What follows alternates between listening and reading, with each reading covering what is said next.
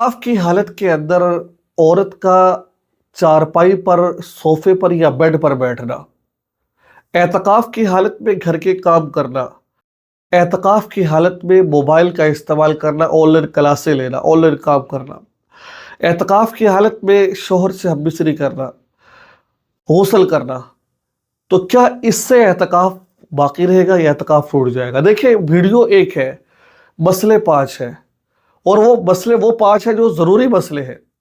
अगर पूरी वीडियो देखिएगा तो आपको मसला समझ आएगा, वरना आपको मसला समझ नहीं आएगा। हम बात करते हैं बेड पर बैठना। देखिए, जिस जगह को आपने एहतिकाफ के लिए मुख्तस किया हुआ है, एक बात ज़हन में रखिए, अगर एक कमरे को आपने मुख्तस किया हुआ है, याद रखिए छोटा कमरा है उसको तो आप एहतिकाफ के लिए मुख्तस कर सकती है। बड़ा कमरा हो जिसमें लोन वगैरह सब चीज़ें होती है, उसको मुख्तस ना करें आप एहतिकाफ के लिए। छोटे कमरे को एहतिकाफ के लिए मुख्तस कर लीजिए आप। अब उस कमरे में सोफ़ा पड़ा हुआ है, आप बैठ सकती है। उस कमरे में बेड पड़ा हुआ है, आप बैठ सकती है। उस कमरे में चारपाई पड़ी हुई है, आप उस पर बैठ सकती है। जो आपने एहतिकाफ के लिए मुख्तस किया, उस जगह के अंदर ये चीज़ें पड़ी हो तो आप उस बैठ सकती है। अब रही बात एहतिकाफ की हालत में घर के काम करना। देखिए, जिस जगह पर औरत एहतिकाफ बैठी हुई है, जैसे ये कमरा है, अब इस कमरे के अंदर औरत एहतिकाफ बैठी हुई है। अब इस कमरे में औरत घर के सारे काम कर सकती है, इस कमरे में रहकर। इससे बाहर निकलेगी वो, क्योंकि ये पूरा कमरा उसके मस्जिद के हुक्म में है, इससे बाहर निकलेगी तो समझे कि उसका एहतिकाफ टूट जाएगा। इस कमरे में रहकर सब्जी काट सकती है, खाना पका, एक कमरे में रहकर जो एहतिकाफ की जगह वहां रहकर काम कर सकती है। नंबर 3, मोबाइल का इस्तेमाल करना।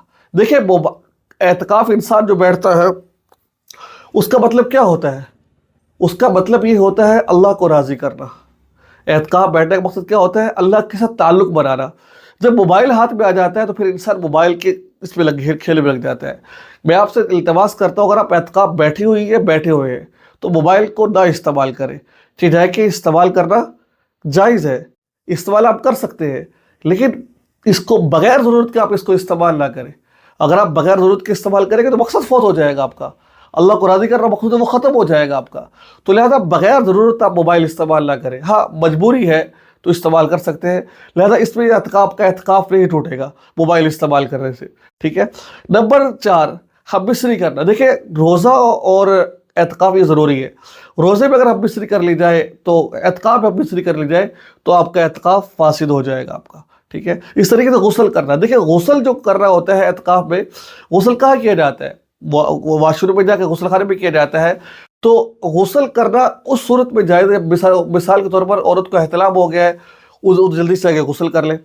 अब इसके अलावा ठंडक हासिल करने के लिए गुस्ल करना ये जायज़ नहीं है। हाँ, ये शदीद मजबूरी है, आप वाशरूम करने के लिए गए हो, यानी कि आपको वाशरूम आया है, वाशरूम करने के बाद आप इतनी देर आप गुस्ल खाने में लगाए जितनी देर में आप वज़ू कर सकते हैं।